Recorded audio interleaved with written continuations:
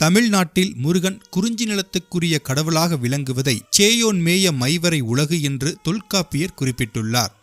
முருகன் சங்கப் புலவராகவே அமர்ந்து தமிழ் மாய்ந்தவன் என்றும் குறிப்பிடுவர்.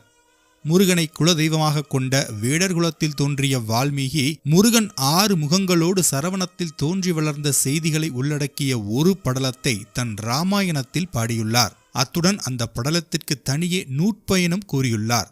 தமிழ் கடவுள் குறிஞ்சி கிழவன் முருகப்பெருமானின் சிறப்புகளை கூறுவதே இந்த வீடியோவின் நோக்கம்.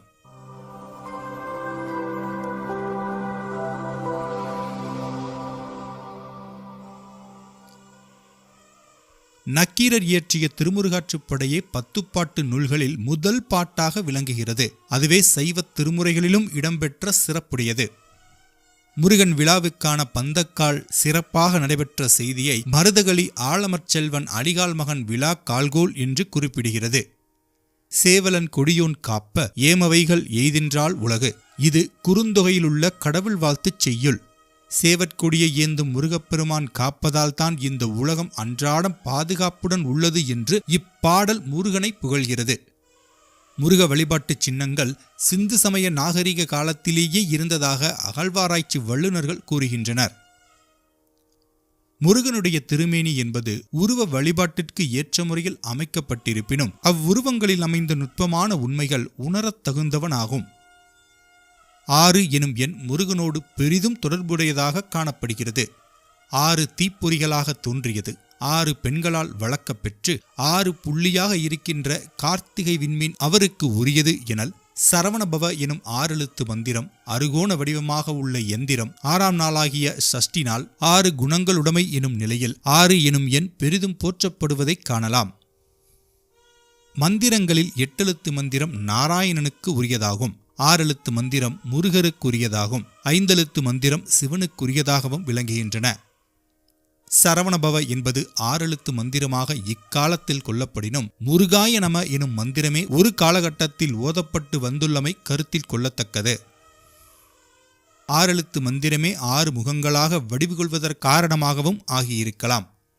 சிவபெருமானை என் குணத்தான் எனவும் அருகுணத்தான் எனவும் நூல்கள் குறிப்பிடுகின்றன. சிவபெருமானுடைய 6 குணங்களே முருகனின் 6 முகங்களாக வடிவெடுத்தன என்னும் இறைவனுக்குரிய 6 முகங்களே முருகனுக்கும் 6 முகங்களாக ஆவதற்கு காரணமாயின என்றும் கூறுகின்ற புராண கருத்துக்களும் இங்கு நோக்கத்தக்கது. பராசக்தி, ஆதிசக்தி, இச்சாசக்தி, கிரியாசக்தி, ஞானசக்தி, குடிலாசக்தி என்னும் 6 சக்திகளும் 6 முகங்களாக உருக்கொண்டன என்று கூறுகின்ற கருத்தும் உண்டு. சிவபெருமானிடம் இருந்து தோன்றியவர் முருகர் என்று கூறுவோர் இறைவனுடைய குணங்களையும் முகங்களையும் இணைத்து அவருக்கு வடிவு கற்பிக்கலாயினர். முருகனை இறைவி இன்பத்தில் தோன்றியவராக கூறியவர்கள் 6 வகையான ஆற்றல்களை குறிப்பிட்டு பராசக்தி முதல் குடிலாசக்தி ஈராக உள்ளமை அவன் முகங்கள் என கூறியுள்ளனர். ஓம் என்பது பிரணவம் என்று பொருள் பெறும். பிரணவப் பொருளாக இருக்கின்றவர் முருகர் என்று கூறினும் ஓம் எனும் சொல்லிலுள்ள நுண்மையான எழுத்து வடிவங்களை முருகனின் 6 முகங்களாக கூறுகின்றனர். ஓம் எனும் சொல்லில் அகரம், உகரம், மகரம், விந்து, நாதம், கலை என்னும் 6ம் அடங்கியுள்ளன என்பர். கால வளர்ச்சிக்கு ஏற்ப தத்துவ வளர்ச்சியும் வளர்ந்துள்ளதை இக்கருத்துகள் காட்டுகின்றன. இறைவனை நிறுத்தி வழிபடும் இடங்களாக 6 இடங்கள் மனித உறுப்பில் அமைந்துள்ளன. இந்த 6 இடங்களும் தாமரை வடிவில் அமைந்து விளங்குவதாக கூறுவர். இத்தகைய 6 இடங்களையும் 6 ஆதாரங்கள் அல்லது 6 சக்கரங்கள் என்றும் கூறுவர். மூலாதாரம் இது தொப்புளுக்கு கீழே நாளிதழ் தாமரை வடிவில் உள்ளது. இது முக்கோண வடிவத்தில் அமைந்துள்ளது என்பர். இங்கே நிறுத்தி வழிபடப்படும் கடவுள் கணபதியாகும்.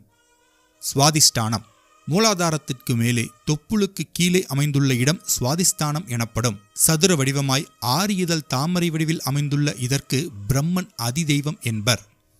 மணிப்பூரகம் சுவாதிஷ்டானத்திற்கு 8 விரல் மேலே உந்திகமலத்திற்கு நேராக அமைந்திருப்பது. 10 இதழ் தாமரை வடிவில் அமைந்துள்ள இதற்கு திருமால் அதிதெய்வம் என்பர். அநாகதம் மணிப்பூரகத்திற்கு மேல் 10 விரற்கடைக்கும் மேல் அமைந்துள்ளது. இருதயத்திற்கு நேராக அமைந்துள்ள இது முக்கோண வடிவில் 12 இதழ்களை உடையதாக இருக்கும் உருத்திரன் இதற்கு அதிதெய்வம் என்பர். விஷுக்தி அநாகதத்திற்கு 10 விரற்கடமேல் உள்ள கழுத்தே விஷுக்தி எனப்படும். 14 இதழ் தாமரை வடிவாய் அறுகோணமாய் இருக்கும் மகேஸ்வரன் இதற்கு அதிதெய்வம் என்பர். ஆக்ஞை புருவ மத்தியில் அமைந்துள்ள ஆக்ஞை ஈறுதல் கொண்டதாகும். இதற்கு அதிதெய்வம் சதாசிவராகும். அத்துவாக்கள் 6 என்பர்.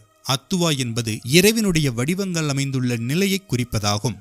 அவை மந்திரம், வண்ணம், பதம், கலை, தத்துவம், புவனம் என்பன. சமயங்கள் 6 என்பர். 6 சமயங்கள், 6 ஆதாரங்கள், 6 அத்துவாக்கள் என 6 கூறப்படுகின்ற மூன்றினுக்கும் முதல்வன் என்பதை புலப்படுத்த 6 முகங்களோடு திகழ்வதாக முன்னோர்கள் கூறுவர்.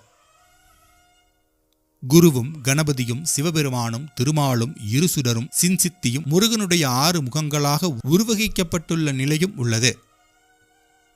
ஓம் எனும் எழுத்தும் திருவைந்தெழுத்தும் சேர்த்து யானைமுகன், பிரமன், திருமால், உருத்திரன், மகேஸ்வரன், சதாசிவம் எனும் 6 முகங்களாக உருவகிக்கப்பட்டதே ஆறுமுகமாகும் என்ற கருத்தும் உண்டு. முருகனை பற்றி கூறப்படுகின்ற நுண்கருத்துக்களில் வேறுபாடுகள் உள்ளன. 6 எனும் எண் பெரிதும் தொடர்புடையதாக காணப்படுகின்ற நிலை ஒன்று. சிவனுடைய 6 முகங்களே முருகனுக்கு 6 முகங்களாயின என்பது ஒரு கருத்து.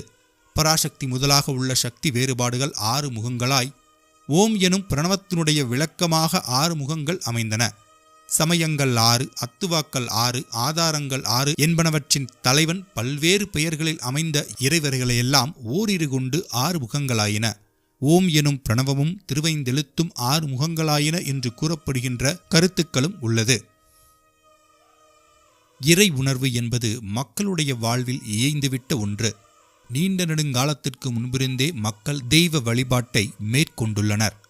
தமிழோடும் தமிழ் வாழ்வோடும் ஒன்றுவிட்ட தெய்வமாக முருகன் கருதப்படுகிறார்.